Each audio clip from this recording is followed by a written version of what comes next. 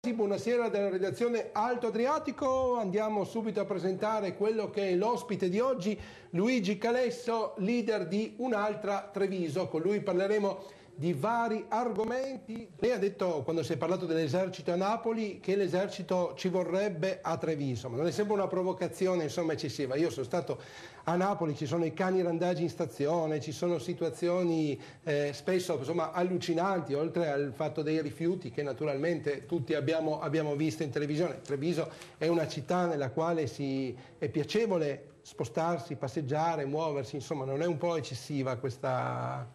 Perché che cosa dovrebbe fare l'esercito a Napoli?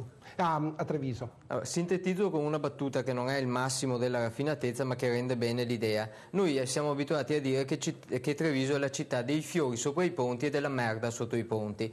Scusatemi l'espressione, ma questo si collega a una delle questioni principali, cioè il fatto che a Treviso solo il 28% degli utenti sono serviti per quanto riguarda lo scarico delle acque reflue dal depuratore comunale, e questo porta Treviso a essere tra i capoluoghi di provincia d'Italia il penultimo per capacità di depurazione delle acque bianche e nere delle fognature. È un problema grave, perché questo significa che le acque... Però questa puzza non si sente poi alla fine. E infatti il problema è che l'amministrazione comunale ha sempre preferito investire i propri denari, quelli delle finanze pubbliche e quindi quelli dei contribuenti, in operazioni che si vedessero di più, perché abbellire le mura o abbellire i parapetti dei ponti è molto più visibile che non realizzare delle fognature.